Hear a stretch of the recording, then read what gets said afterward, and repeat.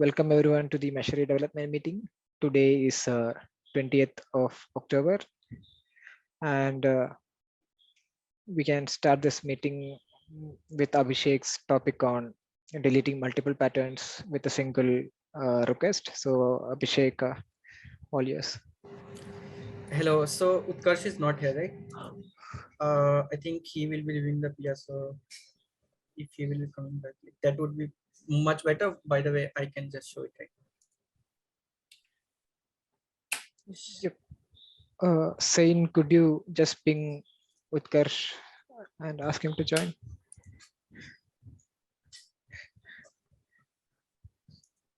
Thank you.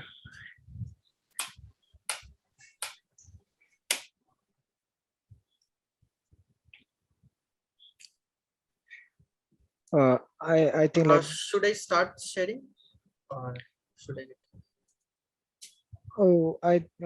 let's wait for Utkarsh. Like maybe it would be better, and we'll circle back to this topic. Okay, great. No problems.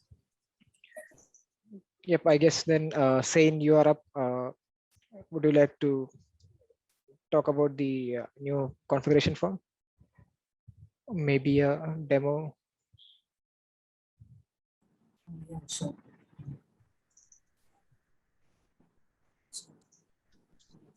Share.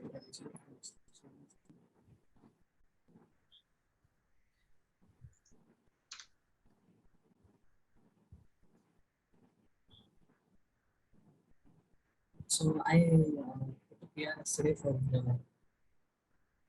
separating out the configuration form and making it usable across application. So I had a discussion with Abhi today on the required changes to be made on this. Hey Zane, if your microphone can be any closer to your mouth, or Yeah, is it better now, Lee? nominally, not really. Yeah, is it good now? Yeah, it's a little bit louder. Okay, great. I had a PR yesterday for patterns and for separating out the configuration form and patterns and application to be reusable across the same. So today I had a talk with Abhi on the required changes. So we had around a 20 minutes long talk, and Abhi has pointed me across the changes what has to be made. So yeah, I'll be making the changes and updating the PR again for the review. So that was the update on today's PR, yesterday's PR. Nice. Hey, Zane, question for you. Have you gotten a chance to dig through the new UI architecture that's being worked on? Yeah, the one that Nitish has. Yeah, I actually I have been in touch with Nitish on that.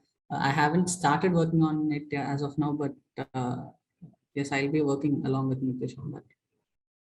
cool, good. I just wanted to check that you were aware and actually kind of call it out for a lot of about half of the rest of us, that we're like on the precipice of .6, like that. We're just like trying to tie off loose ends, and that's in part what we're talking about today. And that as we look forward to .7, we might want to, well, it's not that we might want to, like we should have an explicit set of discussions around things that are going into .7 and kind of what the themes are, or the theme is. But, and so as part of that, excuse me, I think it's understood that there's a re-architecture of the UI that's part of that forthcoming .7. So just a healthy reminder. Zane, if you have the link to that branch handy, you might put it into the meeting minutes for people to check out that README for anyone who hasn't seen it yet. Okay, sure, I'll do that. Thank you. Meghana, any feedback for Zane on, I don't know if you even got a chance to look at his PR, but. I haven't actually. I'll take a look at it for sure. Sounds good. Sounds good.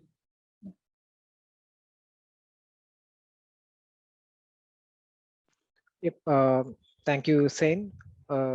So for the next topic, Rudraksh, would you like to talk about updating the deployment of operator to Helm from manifest? Yep. I'll quickly share my screen.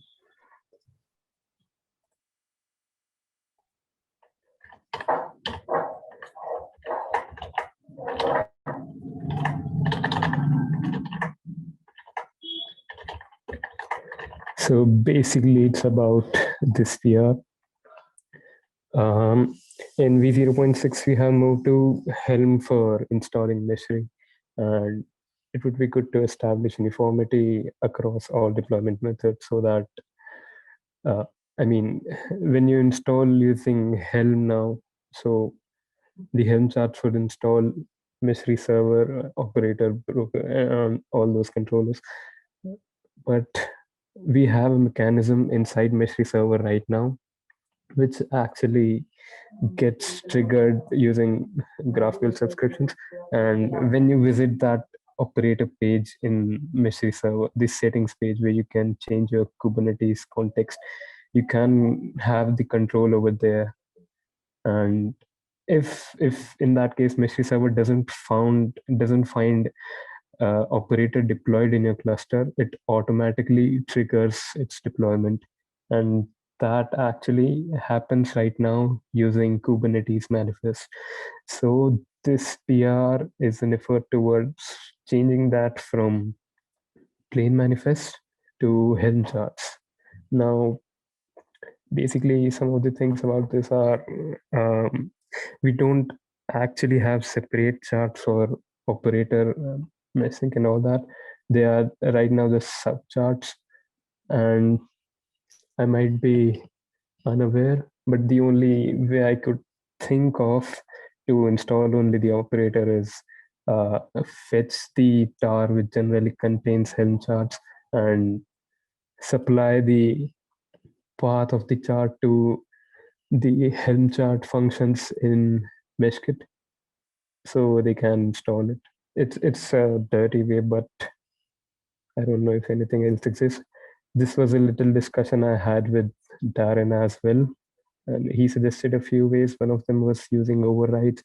Overrides if it doesn't discover Meshery server in the cluster, it would reinstall it, which we might not want when Meshery server is actually deployed but not in cluster.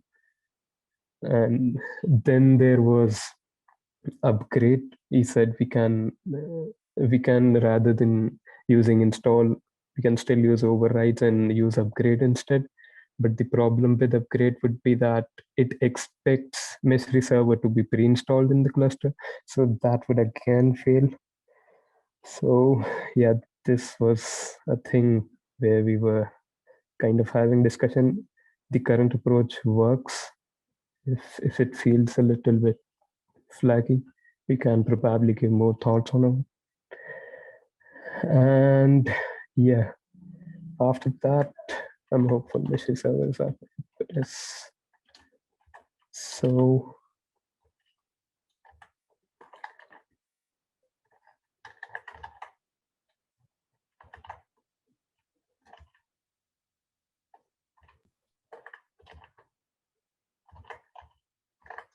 okay.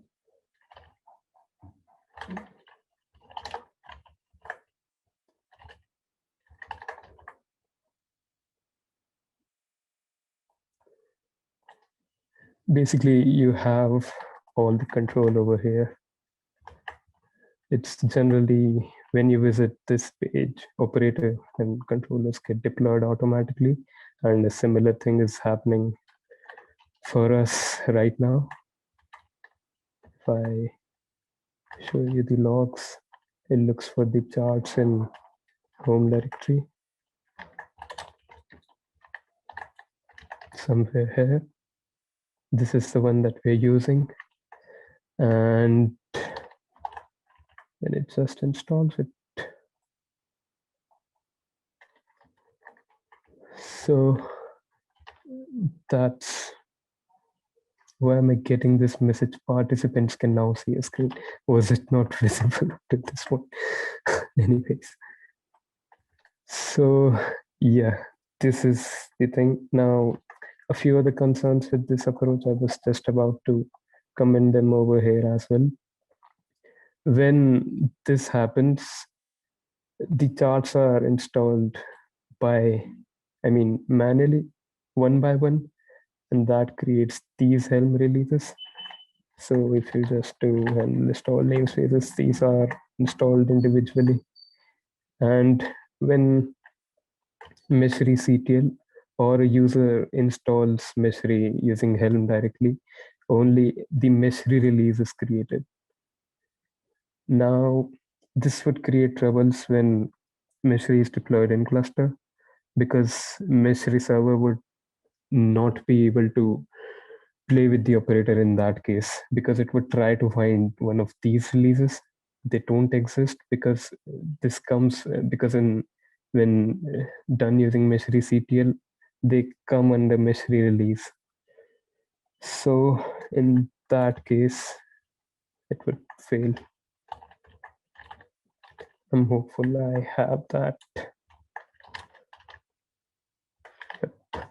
So I made a Docker image out of this and pushed it. I'm now installing Meshery using Helm charts and using that image which I pushed so as to demonstrate what will happen when we do in cluster.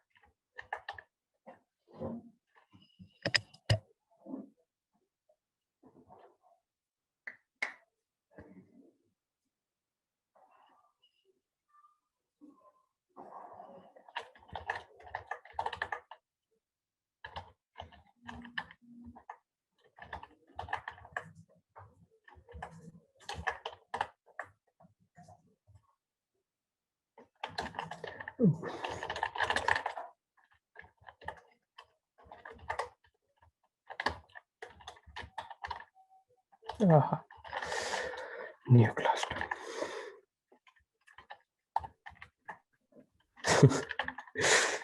It's a cheap setup. Like, I mean, in a VM, I have a Incube cluster. For some reason, I can never get a Cube ADM setup in this.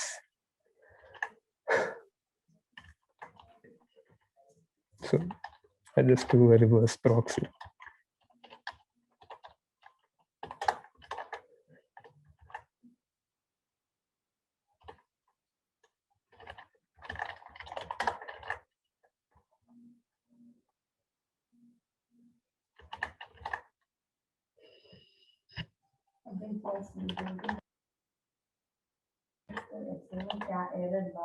Okay. Wait, I mean, so I don't know that it's necessarily important to demo it as much as to get the answers to your questions. Let me replay this back to you and see if some of the rest of us can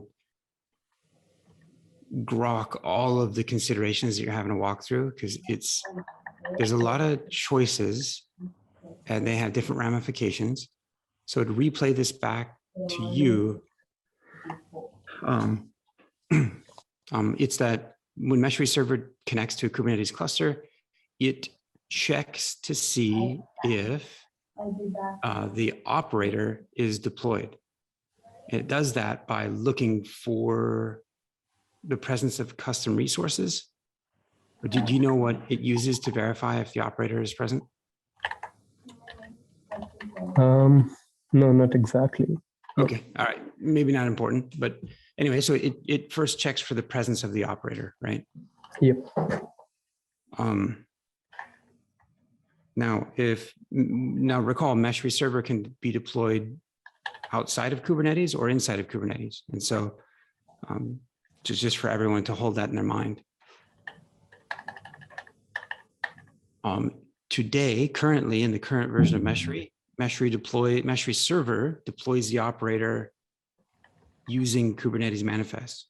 As it switches to use Helm to do that deployment, behavior is different. Now, Meshery CTL, the current version of Meshery CTL, it now uses Helm to deploy. The Meshery CTL, refresh me, it's not directly deploying the operator, is it? Yes, it does when it installs Meshery start. I mean, if you install Meshery server start, all of them get installed, all of the dependencies. From, oh, okay. From each adapter.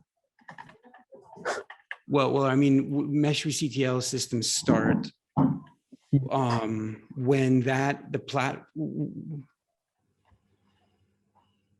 when the platform is Kubernetes, Meshery CTL deploys the operator through Helm as well. Is that right? Yep. Okay. When the platform is Docker, Meshery CTL does not deploy. Yep. It's Meshery server installing it in your cluster. Yep. Okay. So Meshery server is responsible for the genesis of Meshery operator on Docker host, Docker-based deployments. Kubernetes deployments, Meshery server is still responsible to make sure that an operator is up and running. Most of the time, the operator would be present and running because Meshery CTL would have initiated that. Yeah. Also, if someone installs Meshery deployment just using Helm directly, not using Meshery CTL, then the current instruction set includes Meshery operator as subcharts, right, as part of that package. Yep. Okay. Okay, good. That's the lay of the land, I think. I just found that error which you would actually get when Meshery server is in cluster and tries to deploy the adapter. This is the one I've highlighted. And it's basically happening because of the reason I pointed out here, that it installs them as a single chart here, but here it is installed collectively as a Meshery chart. The top one is an installation by what component? It's by Meshery server. And the bottom one is by what? Directly using Helm or Meshery CTL. And so given that you kind of have a choice, or you have a choice between different Helm verbs and different behaviors that you can configure. So it's install, update, override, and there's behavioral differences between those. Yes, there is, but I mean, we can probably change one of these release names, or we can change what it expects. But the thing is that it expects a chart. Like in this case, there isn't any chart. The chart doesn't exist. Like this release, Meshery operator release. When charts are actually installed in cluster, they are called release. And when this is installed using Helm, they don't exist. So there's no way to like specify. I don't know if there's a way that look for this release if you want to check if Meshery operator exists or not. I'm bad at explaining stuff. I get that. I mean, but like there's a release number under the chart column though, right? Yeah. So release are like, it's a Helm terminology, which is used to signify this name here. Okay, so I guess maybe the very first question I was asking is actually significant to this conversation, because depending upon how the logic by which Meshery server is determining whether or not the operator has been provisioned or not, sounds like is material to this here. Because if like one way is like, hey, are there custom resources defined for the Meshery broker and for Mesh Sync for the two custom controllers? If those two custom resources are present and defined, then there's an assumption, like Meshery operator was installed. Whether or not it's up and running correctly, and is another question. Yeah. But that would circumvent the need to, like, then would you still end up with this conflict? So, okay. You know what, Rudrak, actually, this is, can I catch up with you after this call? Because this is fantastic. This is a brain tickler. I'm super interested. I think we're going to lose everybody else on the, like, this is the right thing to do to bring this up. Like, this is an exploration of the behavior of what happens when you use overrides versus what happens when you use upgrades. I know these are things that you've been exploring. You've done a lot of diligence here. This is super important, really important to get right. We don't get this right, and Meshery operator, which includes Mesh Sync, doesn't deploy. Yeah. So do you have time just after the call? And for anybody else who wants to hang out? Yeah, I do. Okay. Did you have anything else to you quickly convey? On this, so I guess that indicator that you just gave, like checking if the CR exists, like changing the way how we check if Meshery operator exists. Yes, that could be done, but then probably we'll lose the ability to install or uninstall it. I'll explain this probably later. So. Got you. Okay. Good. Thank you. Okay, good. So we have a post meeting. We have an after party. Anybody that wants to hang out after today's call to talk about that, please do. But Thank you, Rudraksh. So let's go back to Abhishek's topic for deleting multiple patterns. Abhishek, whenever you're ready. Yeah. Sharing.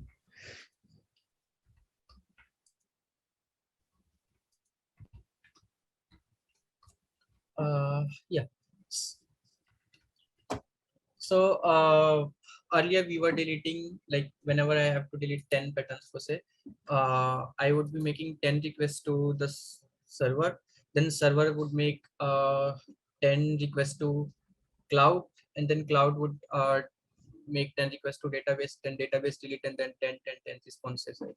So it's good, but if the server is like little bit occupied, then these number of requests just fails away, and it also causes like a lot of network latency. Like there are network requests whenever we are making requests to the server, or server is making requests to cloud. So for that reason, if you are about to delete more than like 5-10 patterns, like right, so we would be getting errors like Lee was getting, which was like a lot of network requests or something similar. I don't remember, but for that reason, we have, okay, so that is one more thing, that just UI just sometimes frees up when more than 10-5 patterns did, although it looks very clean and like very great to eyes, but yeah. So I just deleted 10 patterns, and 10 patterns were deleted. So what I did is like created a new function to delete multiple patterns inside server and cloud, that makes request to the database itself. uh, like it can delete any number of patterns, and that would be just one request from the server, from the cloud to the database. So yeah, if I have to delete 10 patterns now, so it will be just one network request. If I show you just 1 minute.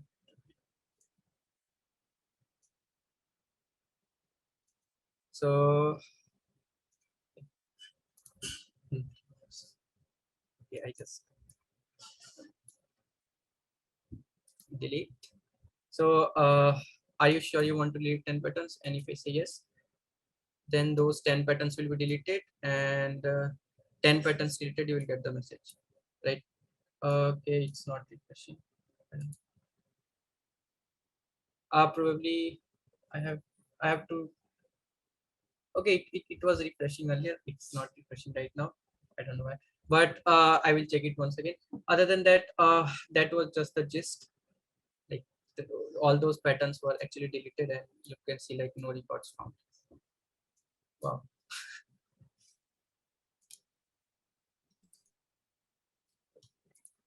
Yeah, nice. What It looks happened? like Bad. it looks like it's a six, you know, this it looks like that feature is a success. Were there open comments? This is an open PR. Mhm. And a good deal. And so why hasn't it merged yet? Or I mean, what's the outstanding question? I don't know.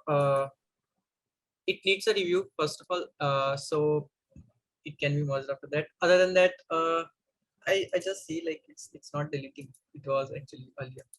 So maybe I just pull latest changes and that's causing things to break. But if you can see the response, then yeah, it's saying like 10 patterns are deleted. And if I refresh it,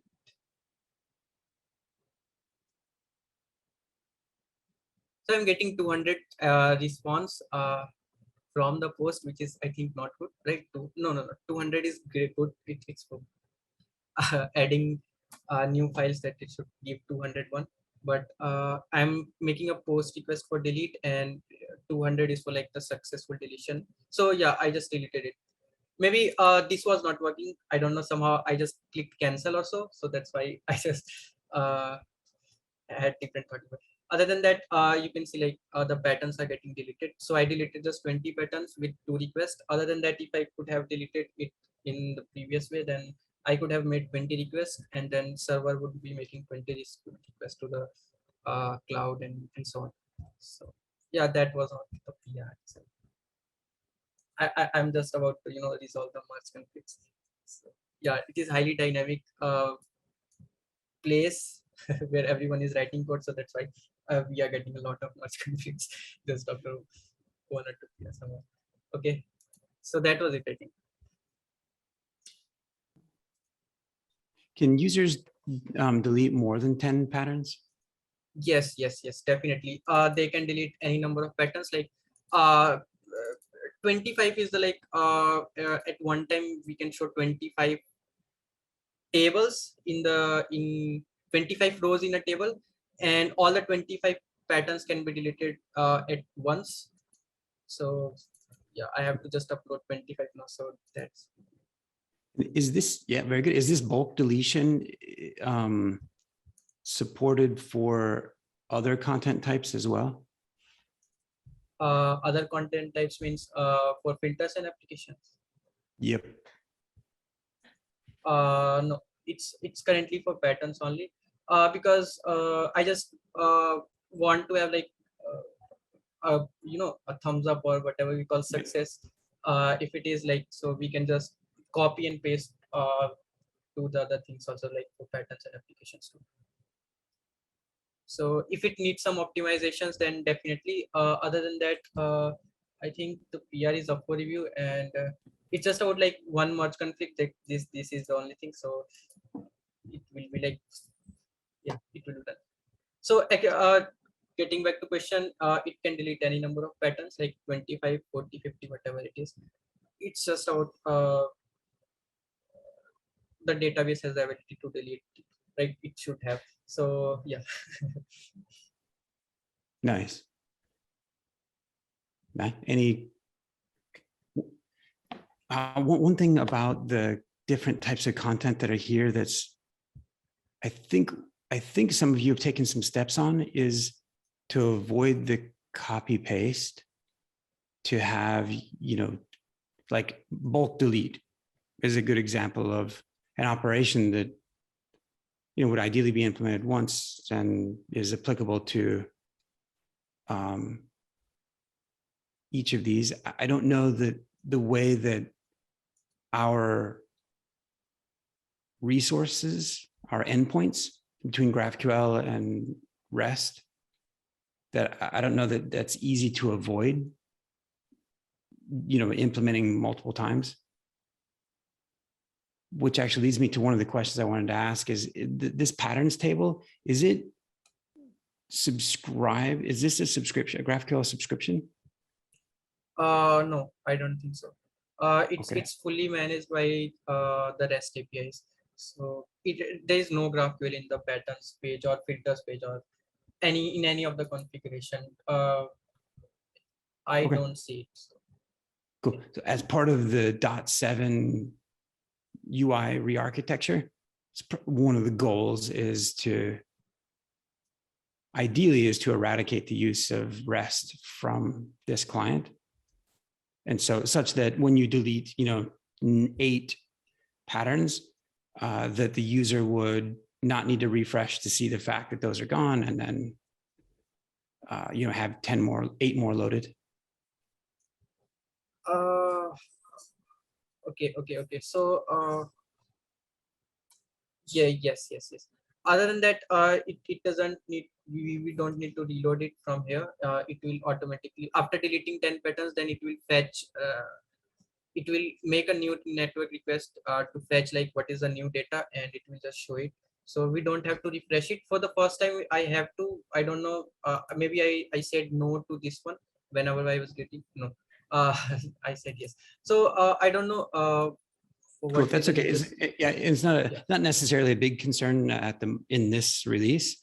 I mean, it's a nice user experience. It sounds like you've considered for it by automatically getting a fresh record set, which is great. Going forward, hopefully that would be a subscription that we would yes. Other than that, like I really have a strong urge to use Axios. Why? Because I'm really having very much trouble managing requests and responses with the fetch. So I just tried it.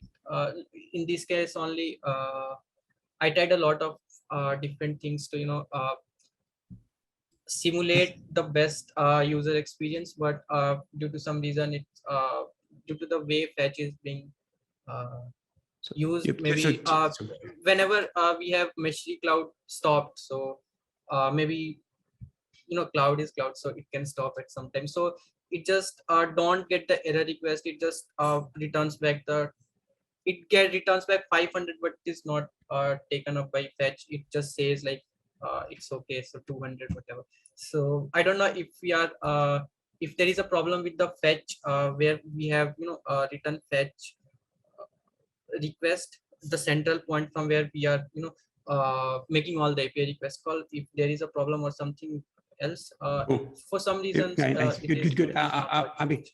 Very, very good. Based on the time, let's let's go to the next thing. That's a great suggestion.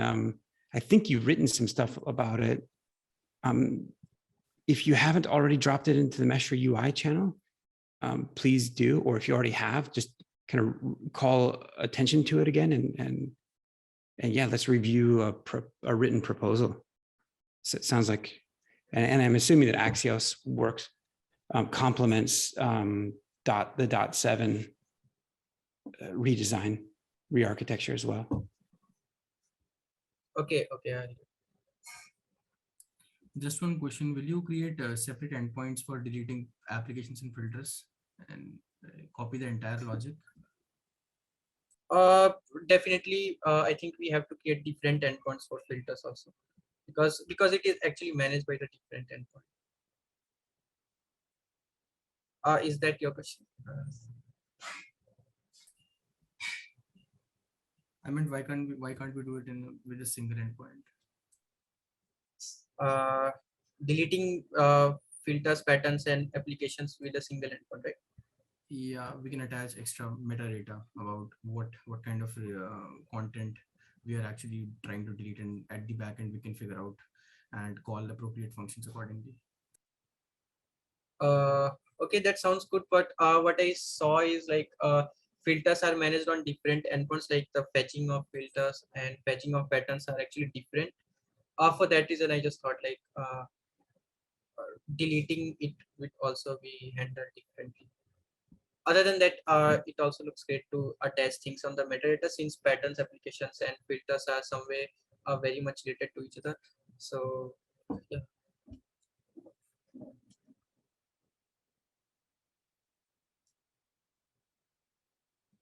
And so part of the, like I brought up kind of a similar point and bit my tongue, because today we're using REST as the interaction between the UI and the server, and each resource, each content type is treated as its own resource. And so each resource has CRUD operations against it. And yeah, to the extent that there's reuse between like a common, like commonality between the way that resources are deleted, great. The reality is like some of them will be treated different from the others.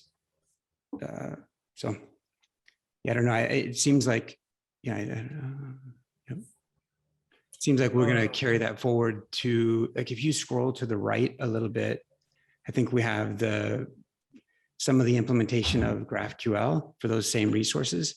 And it's really lining up mostly the same way that there'll be individual endpoints, GraphQL endpoints on a per resource basis. So, but it's a good topic. If you guys don't, it's a great question, good topic. If you guys don't mind, let's go to the next presenter. So we try to stay on time.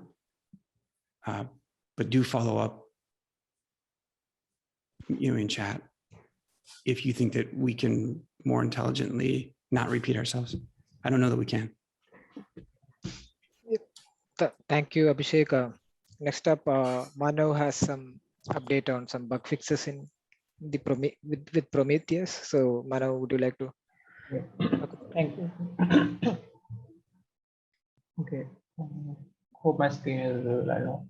Yeah. So in the last Meshery map call, we discussed there was an issue with when we were querying Prometheus, and Lee also raised that it was not Grafana which we need to query. We need to query Prometheus for API. So when I went into seeing implementation, yes, we were using Grafana to query the JSON format, which was throwing error because it was trying to connect to Grafana client instead of the Prometheus client. So here it was trying to connect to Grafana client with a Prometheus URL.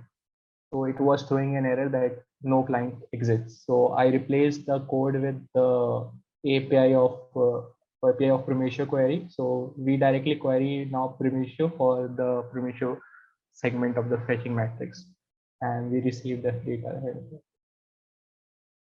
So this was all for this. Here's one of those smart aleck comments, probably, but that ends up being somewhat serious over time, is that we may need to run some of these query string parameters through a bit of a filter, a bit of a security filter, or potentially a top end filter, like to even qualify that someone's specifying a timestamp where they should be or not,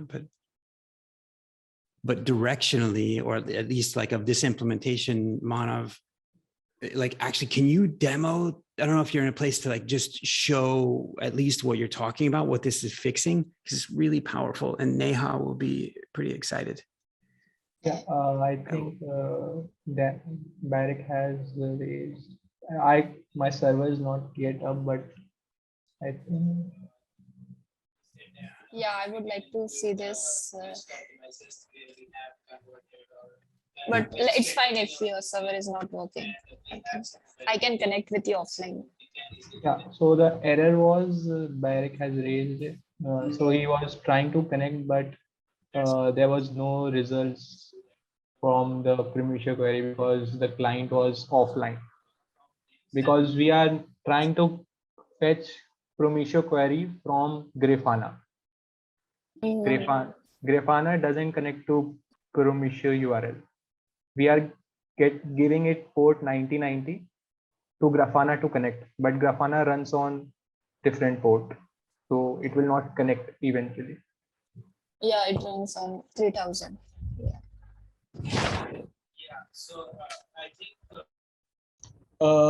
Actually, one of this issue is different from the one that you're talking about. So the issue that you're fixing will be, so initially, actually this issue will be like, there is a custom panel that is provided by Grafana, and I was trying to connect it with our current UI. So this actually an issue with the UI because the fields that are defined from the previous code does not match with the custom panel. So yeah, so it's a separate issue. But the issue that you're fixing is more about the connection between the panel if it's successfully being appended to the UI, like if it is like successfully being displayed on the UI, then it needs to connect with the Prometheus, and you're fixing that connection basically. And it's working. So I guess I will try to look into the other issues.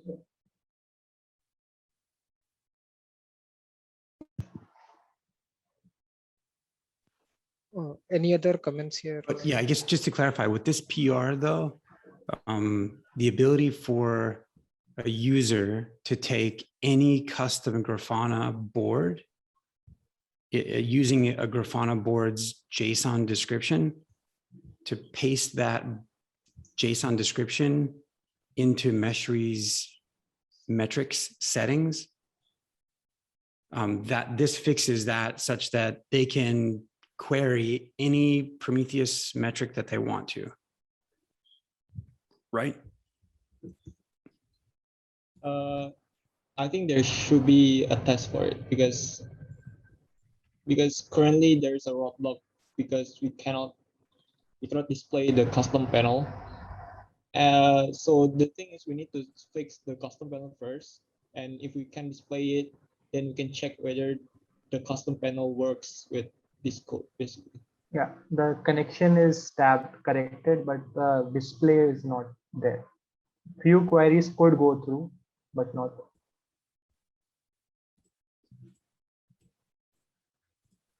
Cool. Okay. Yeah, that makes sense. Yeah, that's a good qualifying comment.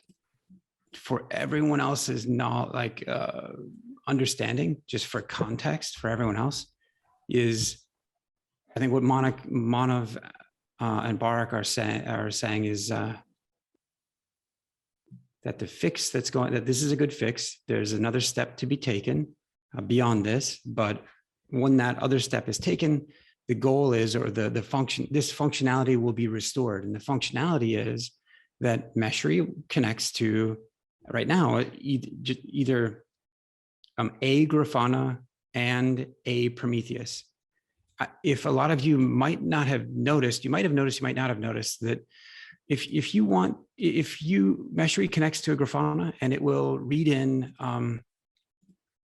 existing boards that Grafana has. And so then you can pull in metrics, and this is great. And this is a really powerful set of capabilities that we're still collectively working on how to expose to users in a better way. How do we get them there faster? And so that's great. So actually Meshery right now, to do what it's doing right here, it only needs to talk to Grafana. That's it.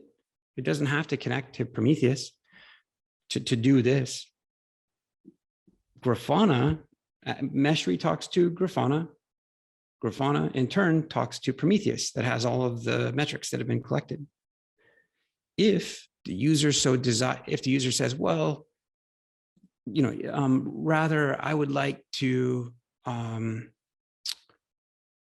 have Meshery speak directly to request metrics directly from Prometheus, the user then can connect Meshery to Prometheus, like they're connected here.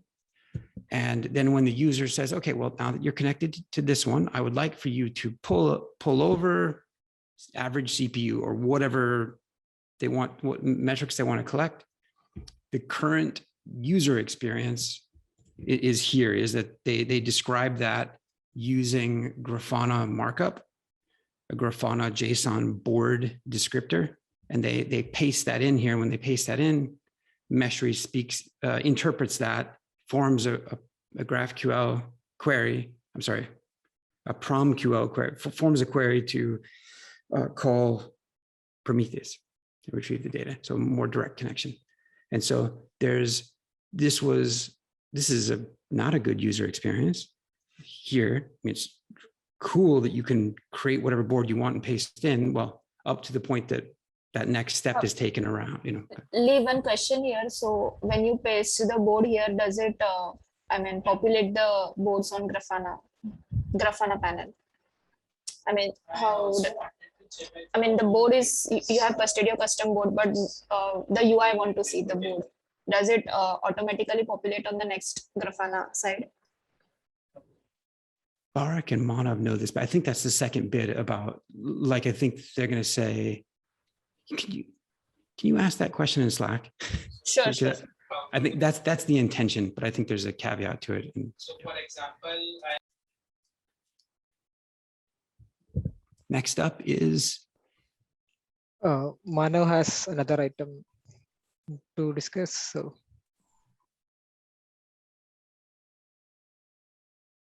Yep. I made some changes in UI discussed with you. Hope it's visible. Yep. So the first change basically I made is like this release panel over here, which definitely doesn't belong to dashboard as we have talked. I shifted its detail to over here. So in the footer, you could see there is the version, which version is being run.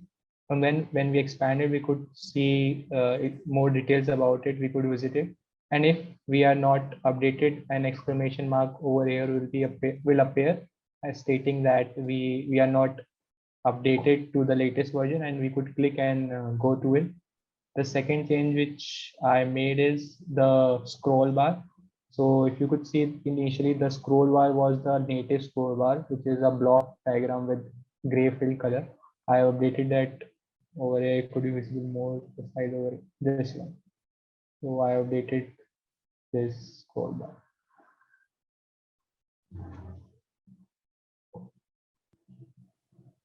Can we just remove this scroll bar? Yeah, Hide it completely.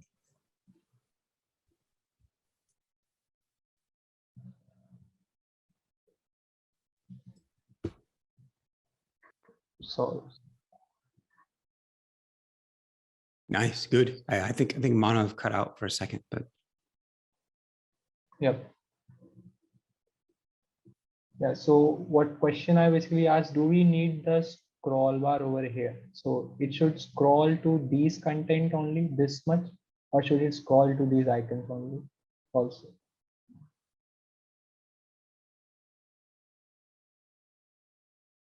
It's like we are scrolling whole bunch of things. Ideally, I think you should only scroll the menu. These content should be stay fixed. This also should stay fixed. We should only scroll this. Yeah. Yes.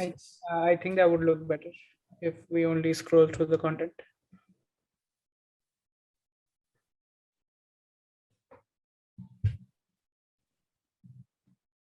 And the other thing is, when we open this up, it looks that this icon should go above this and this should come down. It feels like something is missing. If we say this gap, this is something open, not good. Something is missing from it. Either we could say we could keep this open altogether always. Could keep this open only when this pops out the drawer.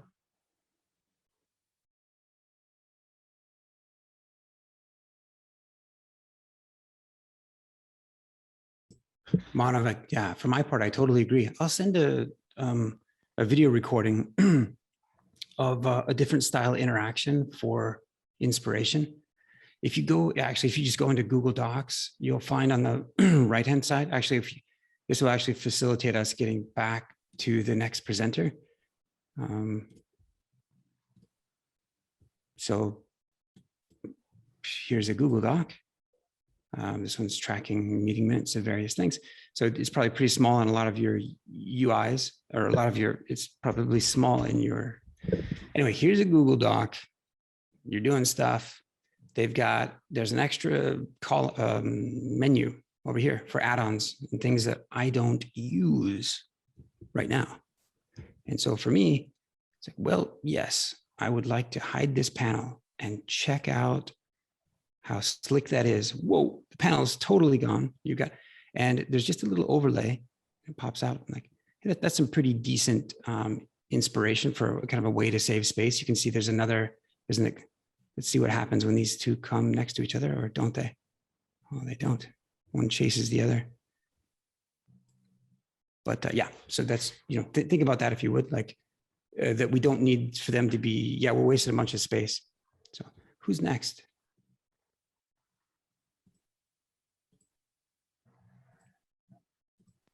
Eight minutes. Go, go, go. Utkarsh, would you like to talk about the multi-cluster setup?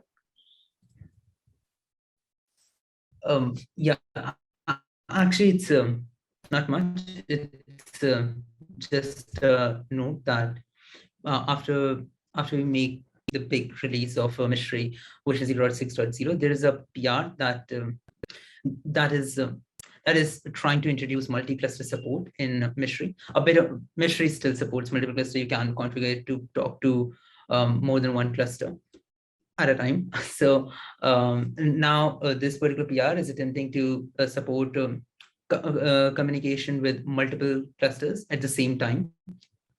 But we are holding on to this PR so that the bugs in that PR, which probably a few of you will report back, doesn't blocks the version 0.6.0 release.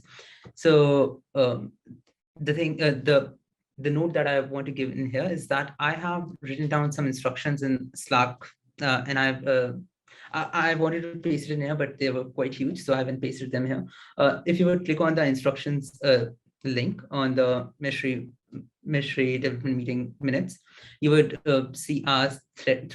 In the thread, I have mentioned the instructions, how you can actually test out this new feature in your Meshery deployment. Yeah, please test it out and report back the bugs that you face so that I can fix them, because it's critical. It has a huge surface area. So there would be bugs. I mean, I don't write perfect code. So please give some feedbacks and report bugs. That's pretty much it.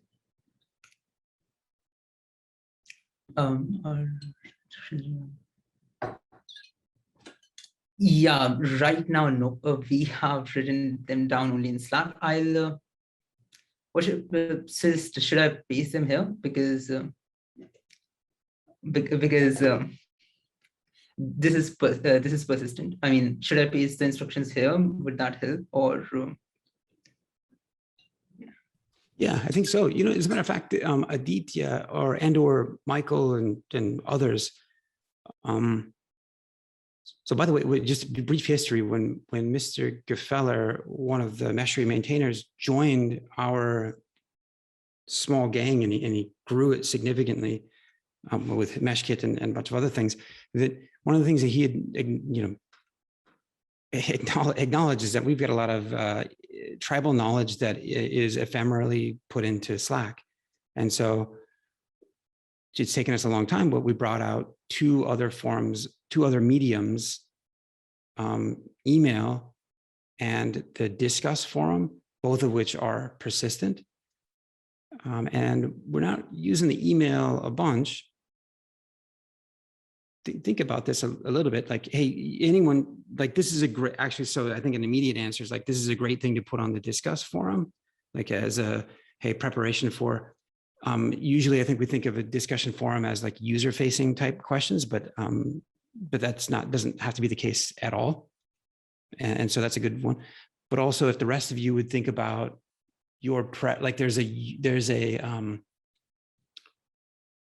I think it's developers, or it's dev group at meshery.io. If you go to meshery.io/subscribe, there's a number of mailing lists there.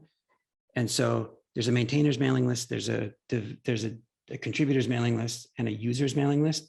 The contributor's mailing list might be a good, another good place for this.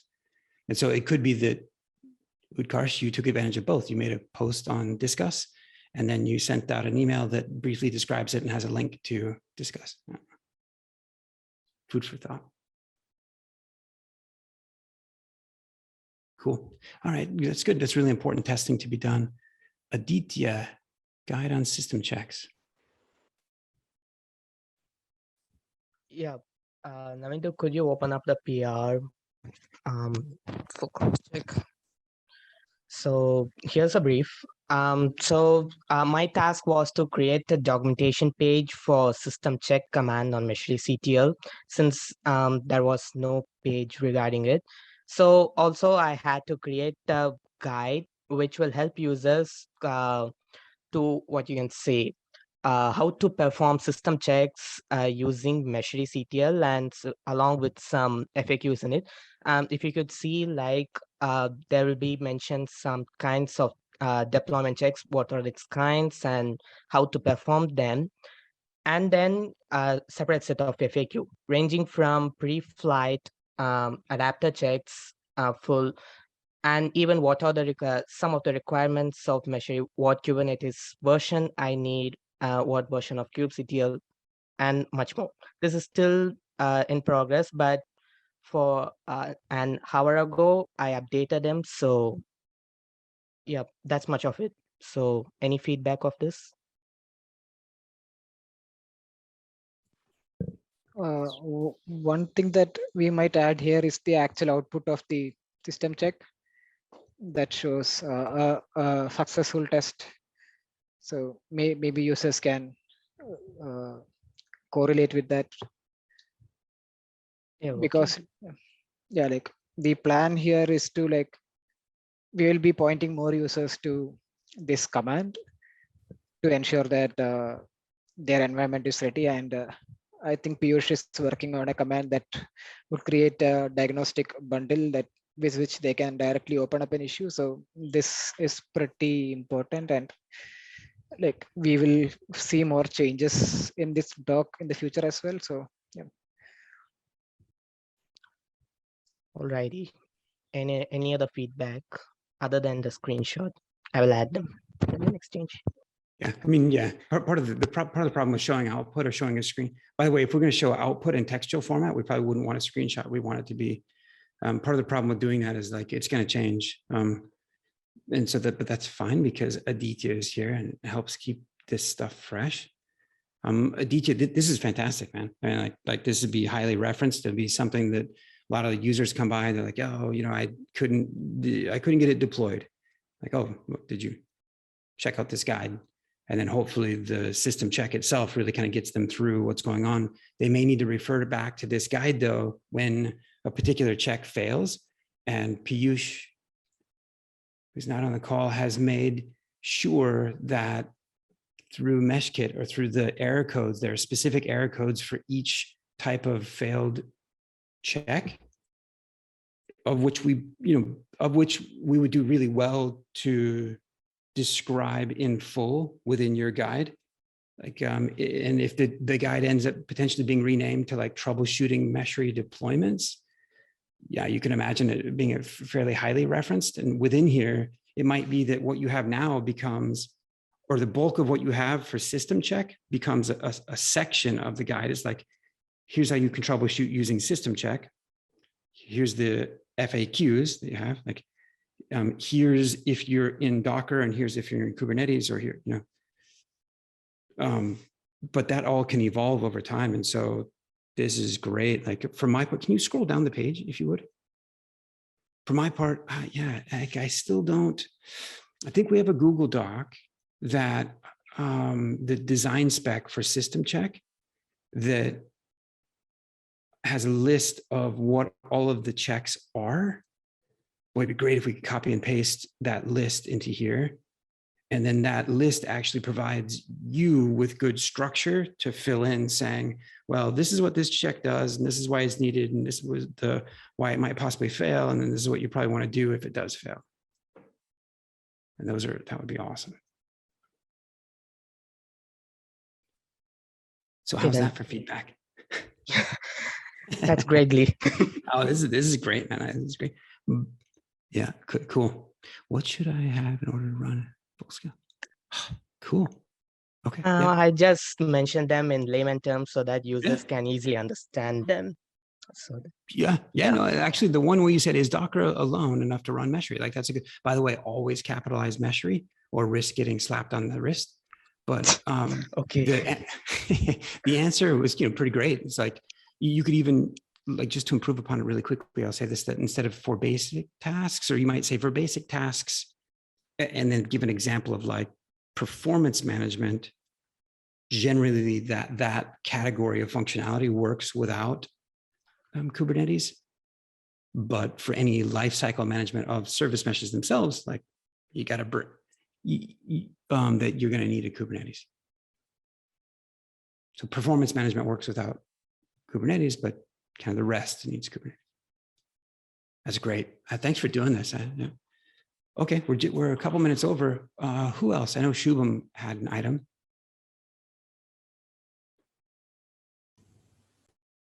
And Rudraksh. We gotta... Yeah, hello. Can you hear me? Yeah, sure. Yeah, wait a second. I'll just share my screen. And yeah, just a heads up, like there might be a chance that the connection breaks from my side. I'm having Wi-Fi troubles at my home, so I will continue with the presentation afterwards, like in the other meeting, if that's the case. So yeah, just wait a minute. Can you all see my screen?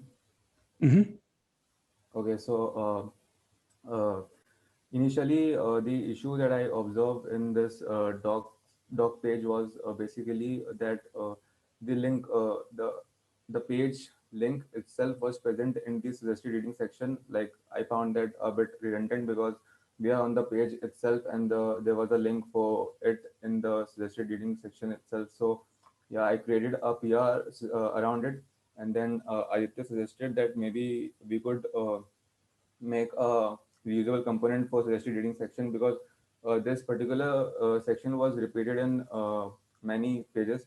Like for example, it was in this page also. So like this section was in like 10 to 11 doc pages. So yeah, so I created a reusable component for it, include file. Yeah, so yeah, where is it?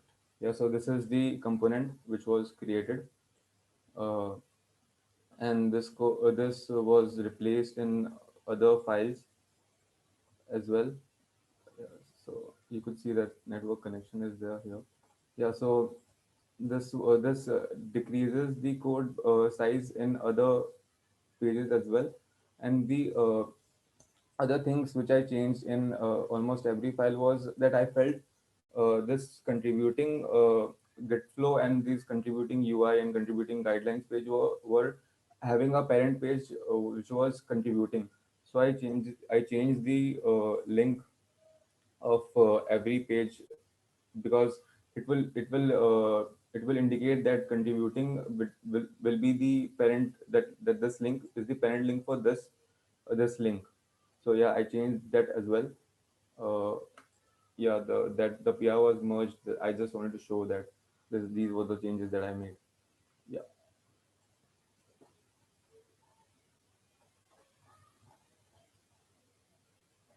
Cool. Yeah, that restructuring makes sense. I think that was a good thing. It now does become the naming of the page does become a little bit redundant with like contributing hyphen server, but Yeah, I could change boy, that if that seems redundant. boy, that's getting really nitpicky, isn't it? So yeah, if you're I felt if you're open, that it's a parent page, because these like like when we come on this page like this, there's the, like, if we consider it as a tree, then like this page bifurcates in no, four. no, yep. You don't even have to explain it. Makes intuitive sense. I agree.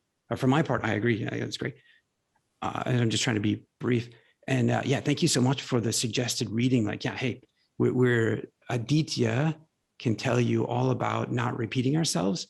He did a ton of work within Meshery CTL command guide to make it highly dynamic. And so what you're doing with the include template for suggested reading, beautiful. Like, yeah, basically at the bottom of every page, we should probably have suggested reading. Like that suggested reading include should probably be in one of the layouts. Like you might want to add it to a layout. Now and you should have success using liquid templating, using built-in Jekyll variables to dynamically determine what page you're on. And you're already doing it, I think, to exclude the current page from the, and so, yeah. So if you, here, I think like dynamically it is like decided like which page we are on. So like we don't have to like pass the variables as such, but in this code, like we have like in this sorted reading variable, like this sorted the all the pages and like this item type, like when we have a page dot type as contributing and the page dot an item dot category, so it sort all the pages and like filter out all the pages itself according to the page we are on. Perfect. So maybe the only quality feedback that I have from my part that I have for you is this looks like a darn fine job, probably worthy of including this snippet, this include in one or more of the layouts so that it becomes universal to most of the pages, not all the pages. And that's why it's only applicable to some of the layouts or one of the layouts. Okay. Okay. And yeah, I just wanted to like discuss one other thing, which was in this in all these pages, like in this TOC, basically table of content, like we have repetition of links, right? Like if we are on this page also, like this suggested reading we have here as well, and then contributing to Meshery docs in here, then we have here as well. So you know what? Let me just based on time. Totally, I didn't get a chance to comment on the comment on your comment on my comment, so I didn't get a chance to comment back on the comment. Just trying to say comment as many times. That makes total sense. That's a great. You did a good job. Yep, we should merge your PR to remove the duplicative table of contents.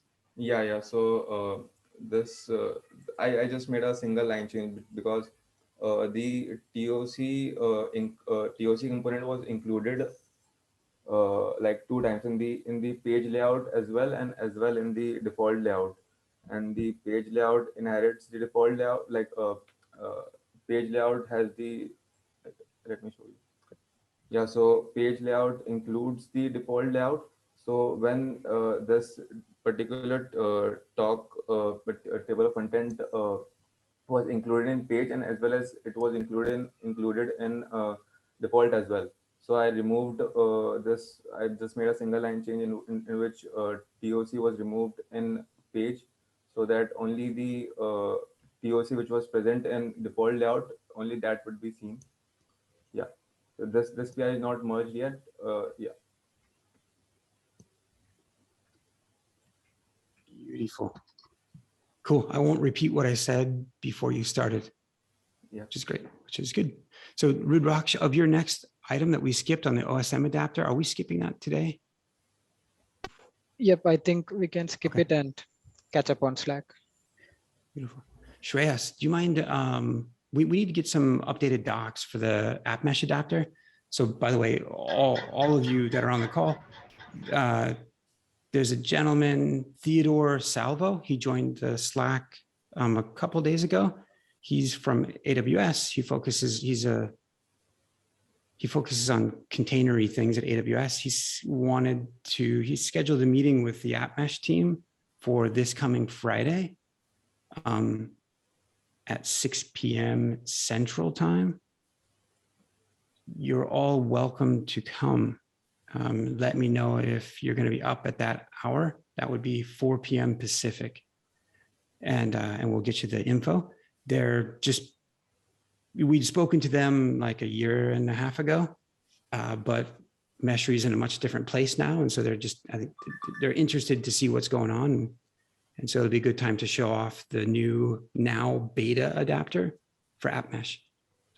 Shreyas, yeah, thank you for the docs. Like the critical part is like, I am, like how do we make sure we're users connected? With that, beautiful. I think we're to the end. And if you're here for the nerd party afterwards, with respect to Helm stuff and Meshery operator, it's time, right? Is that Navindu? Is that? Yep, that's all for today. We'll see you next week. And if you are hanging back to the nerd party, feel free to do so. And we'll be talking about Helm and Meshery operators. Bye, everyone.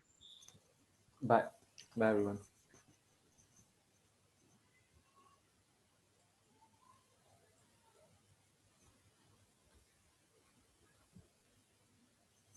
Nice. So, Rudraksh, you might have written this down already. The behavioral difference between Helm upgrade and use of overrides, are those graceful, like to the extent that there might be a previous deployment of the operator? And so are we using, does your PR use install or does it use upgrade? It uses install right now. And I tried using upgrade, but like I mentioned earlier, with upgrade, the thing would be it expects the operator to be present, which is not exactly the case when Meshery server. I mixed stuff up.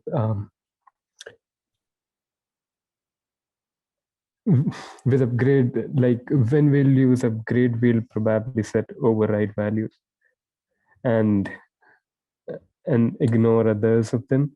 So that won't actually install it when Meshery is installed out of cluster. I'm not making sense. Yeah, no, I think so. No, I was having a hard time. I think you,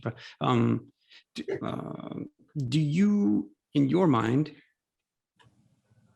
is the potential crux of the current issue potentially fixed by changing the logic, the determination by which Meshery server figures out if the operator is deployed or not? It would be fixed partly. The other issue would be like when users would actually try to delete it from the UI, they'll have trouble. Like when Meshery server would try to interact with it, like because it doesn't matter if in that case it's installed or not, it's just an operation and that would happen. So it would fail.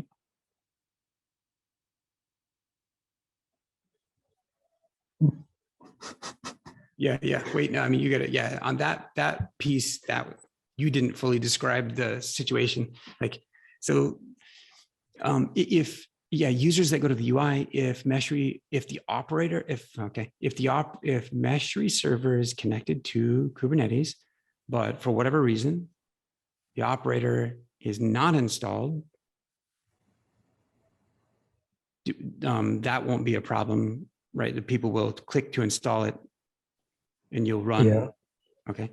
If it is installed, let's say that, here shortly, people are going to be able to connect Meshery server to 4 or 5 Kubernetes clusters. So they're in a situation where they've got like 5 of them. They're tearing down one of the clusters, or rather they don't want to run service mesh stuff on it. So they don't want Meshery talking to that cluster anymore. They want to do a clean uninstall they want to disconnect Meshery from that cluster. And part of that disconnection involves the removal of any any artifacts created when Meshery connected to that cluster, which is to remove custom resource definitions, custom resources, which represent the custom controllers and Meshery operator at large, that's where you're saying users will run into an issue?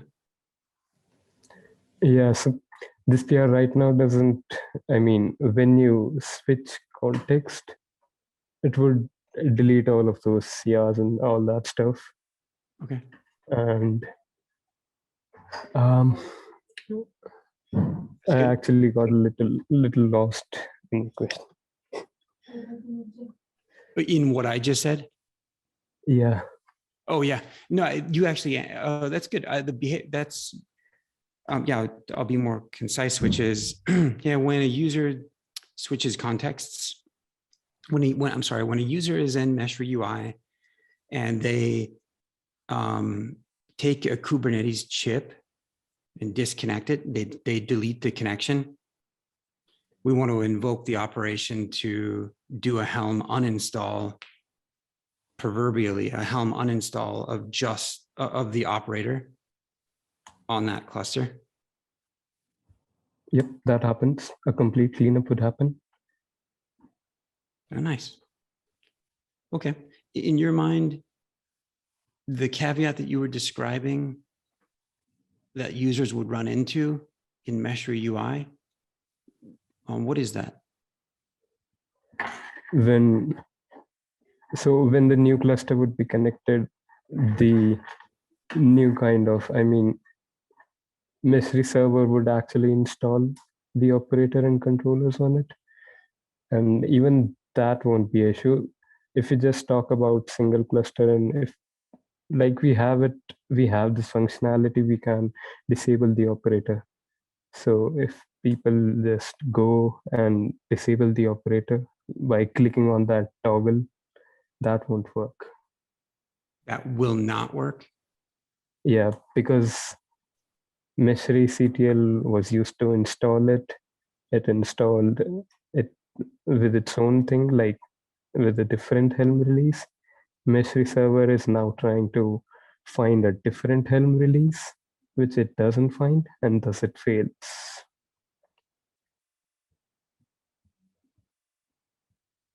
And that's because, and I recognize that you're talking about Helm's special construct of a release. So, but the reason that the two Helm releases would be considered different is because we're using, like, we still only have one chart with many subcharts currently, right? Yep. But in this PR, we are not actually using the main chart. We are installing all those components one by one to keep clean. Yep. And so if you get away from that, I mean, like, you're doing that because you don't want to install the full, when Meshery server connects to, like when Meshery server is deployed in cluster, you don't want it to redeploy itself perpetually. Like you don't want to recursively have it deploying the full Helm chart. So you're selectively using those subcharts to deploy just those subcharts. But isn't it true, and you're on the witness stand now, like, isn't it true that you could just use overrides you'd still install the same high level Helm chart that has the server and all the adapters and all the stuff you don't want, that you would use an override to specify that you only wanted the operator, and that deployment wouldn't be a separate Helm release, but would be the same deployment? Same Helm release? But we actually can't skip the main chart. Oh. We can only skip dependencies. Yeah. Okay. So yeah, and that's like a hard, so that's a hard fork in the road. So the path that you chose was, okay, fine, then I'll just separately take those three subcharts and I'll deploy those. And then that's where you run into this, Helm, this issue where Helm thinks of it as two separate releases, and so one thing to do, I think there's a couple of potential solutions. So one solution is, it's something that Navendu and I spoke about a long time ago, and there's a design spec on it. The design spec is called Supporting Multiple Kubernetes Clusters in Meshery CTL. In the spec, it talks about tracking the Kubernetes cluster that Meshery server is installed on, and distinguishing that from all of the other Kubernetes clusters that might be under management. And if we track that, then you can then treat the release, then you can have different logic by which you're managing Helm releases, Helm chart install, uninstall. Because, right? Like that would be one way to circumvent your issue.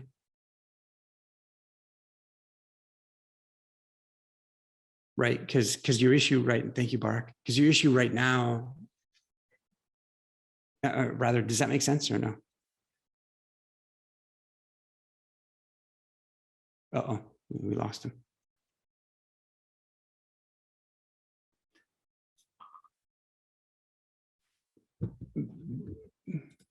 But when he comes back, okay.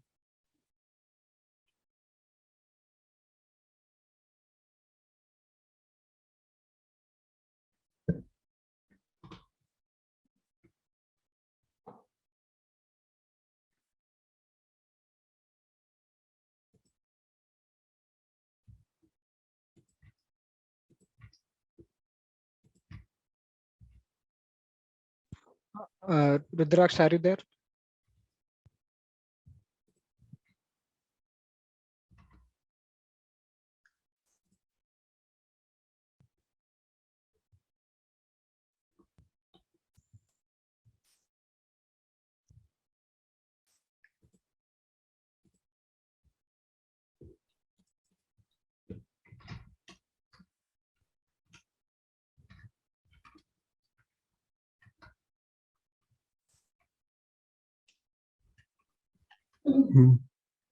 Okay.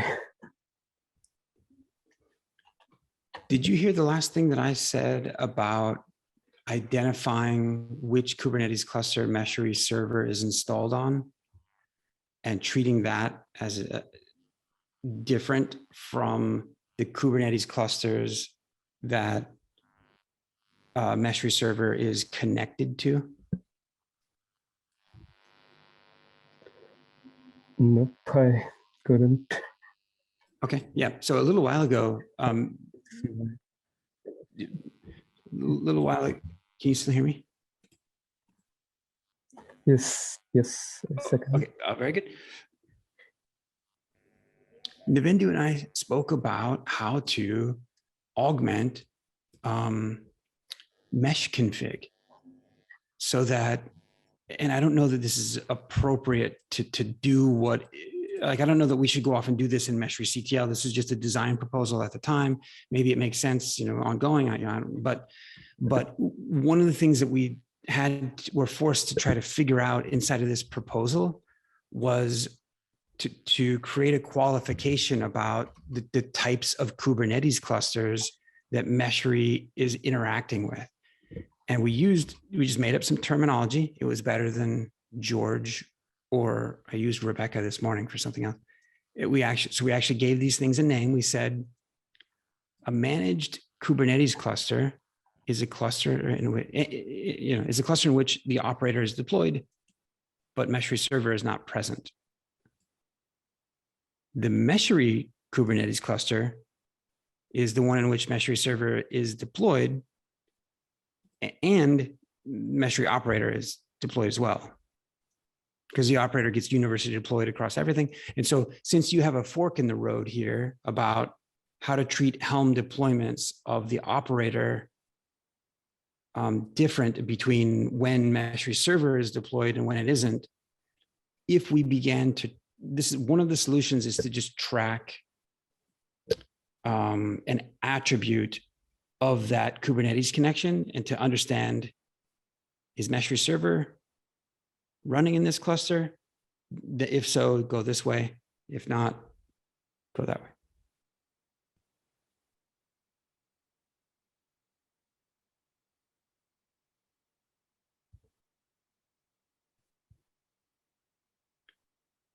Rudraksh, can you hear me?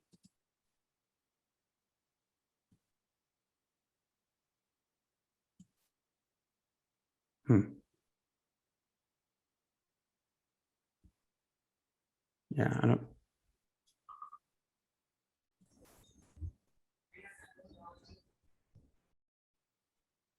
I was thinking of something like with Meshery CTL also, can we have an option which says that delegate this to Meshery server itself? I mean, instead of us doing through Helm charts, right?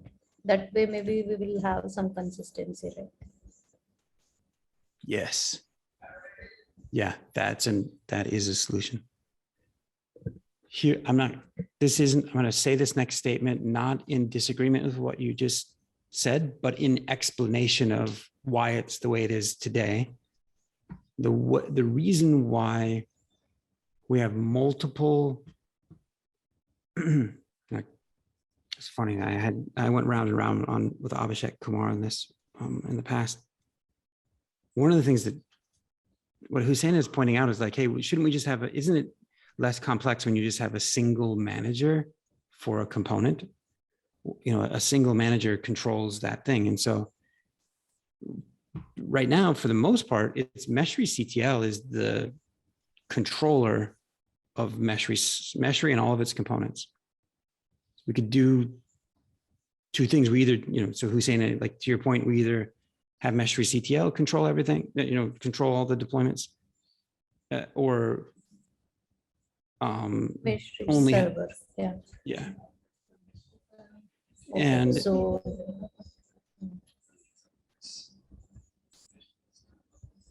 the reason that Meshery CTL is deploying the operator is because we are so desirous of the user experience being that by the time somebody gets in to the UI, that the operator is up and MeshSync is reporting, hopefully. And that's a great experience because they open up the dashboard for the first time. It's like, oh, wow, this is an intelligent system. Like it understands what's going on, you know.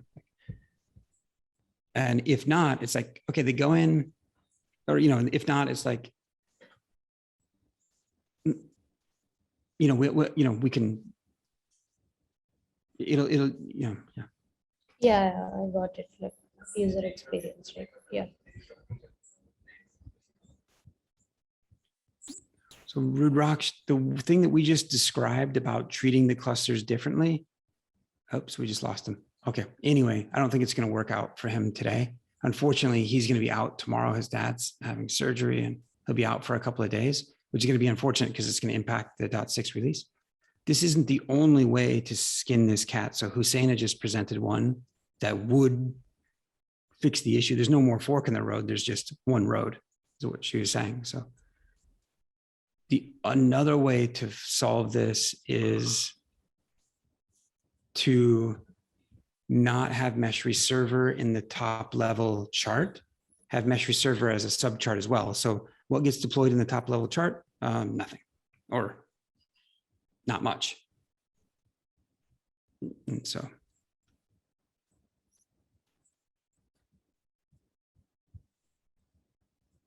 Rudraksh. Let me stop sharing in case it's a bandwidth thing. Yeah, I guess you should stop because I can't get it working for some reason. Okay. So they're pathetically, I couldn't hear any of the thing that you said. Just yeah, I think three solutions are presented. Hussein pointed out one, which is, hey, stop having Meshery CTL and Meshery server managing operator deployments. Just have one of them do it. Then there's no, that reduces the conflict. There is no conflict. You have one manager. Shit. Okay. So Rudraksh, I'm going to record my voice and send it to you. because I don't have confidence that your connection will last. And okay, cool. Well, I'll catch you guys. Yeah. Yeah. Nice. Nice to see you, Husseina, by the way. By the way, Husseina, the gal whose first name starts with a D, and I think it was Deepani. Deepika. Deepika, Oh, I guess, Deepika. right? Yeah. Yeah. Did she move to the Tanzu service mesh team, or was she already in that team? No, she's still in NS60.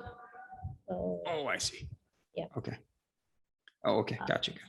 I think she is taking a couple of courses in Kubernetes.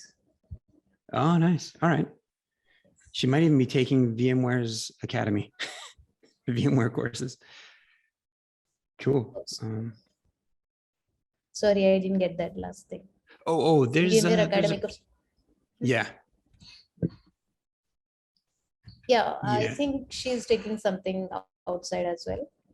VMware Academy also has many courses. Yes. Yeah. Got it.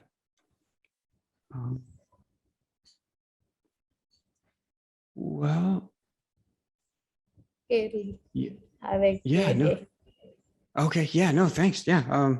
Well, wait. One other quick question on the those pesky SDKs. Like in some respects, it would be nice to drop support for deploying Meshery on Docker, but we've put so much into it and it works mostly okay now. Anyway, I guess it's still an open consideration for us about trying to incorporate more of those SDKs. Yeah, I think people who are familiar with Docker technologies, I think it would still be an option to try out Meshery, right? But then again, anyways, Kubernetes is also needed. Right. The thing is, like, Docker Desktop comes with Kubernetes, so that's good. Like it's feasible. I've spoken to Docker's CTO a couple of times, and they've looked at Meshery. And one of the ways in which people can view Meshery and they get value from Meshery is this: if service meshes become, or I'll say it like this, Kubernetes became ubiquitous. And so if you're developing cloud native applications and you want to have, every developer needs to have their own Kubernetes cluster, like, oh, great, Docker Desktop is a great solution for that. Like, you get a local one. Okay, if service meshes become ubiquitous and like, well, then they need a local, easy way of deploying and configuring service meshes. Oh, like Docker might ingest Meshery is what I'm pointing to. And so, yeah, keeping compatibility there is beneficial. Yeah. Yes. Okay. Well, nice to see you. Thanks for staying up late too. It was nice to see you on the at your KubeCon talk. Thank you. Actually, I had the Meshery up and running and all that, but I believe I get these issues with sharing screens with Google Meet, as well as I was not sure what platform it was, so it was not letting me share my screen. I think sometimes you need to actually restart the browser as well, right? And I thought we didn't have enough time, or switch to Chrome or something. Yeah, exactly. Yeah, I hear you. All too familiar with those very same issues. Yeah. No, but, and then also like any of us not being as smooth as we possibly could, like that's probably, like my fault for not getting us coordinated and like, what are we even doing? And like, can we, test out the system? And like, yeah, I get all that was so late coming that that's on me. So it's okay. I mean, it was fine, right? I mean, eventually you. Yeah, with it was what is actually covered. Yeah. yeah, there was a couple of people that jumped in to the project now based on having joined Yeah, that. I did see one guy who was really excited, and I saw him in one of the calls. Maybe his name is starts with D or okay, Yeah. Vic. Yeah. Yeah, I think you're right. It's like I think his first name is Deepak, and then he calls Yeah. himself Mr. Wick or something like Oh, okay, okay, that. I think his name is Deepak Gupta, actually. okay. You probably know, I don't know, 50 Deepak Guptas. That's gotta be really common. Yes, yes, very common. Like, I mean, there is Deepak, there is Deepika, kind of same, Yeah, right, right. similar sounding names. Yeah. In And by my the way, office itself, I have seen 3 Deepikas. So, in Pune all office. female, right? That's a Yeah, female yeah. name, right? Yes, Okay. yes, yeah. Yeah. Well, fair enough. I'm gonna go get This some is more like coffee. Halloween weekend, I guess, right? For you folks. Yeah. Oh yeah, I forgot. Yeah, thanks for reminding me. Happy Halloween. Actually, Yeah. for us, it was that Dashra weekend, long weekend actually. So, and we Oh. also had a epic day off on Monday. So it's a company-wide day off. So it was a long weekend for us. Oh, that's nice. Yeah. Did you, by the way, did you celebrate Durga Puja? Durga Puja. No, not really. So, like there are Not different religions and all, right? So yeah, so we don't celebrate here. got you. Okay. Yeah, yeah. I was Yeah, we celebrate the holiday though. okay. Sure. Well, if they're gonna give you the holiday, Yeah. yeah. Oh, that's cool. That reminds me. Now I've got to go get some candy for the trick or treaters. Okay. Sure, sure. Have a nice day. Nice. Yeah. Okay. Talk to you later. Bye. Bye.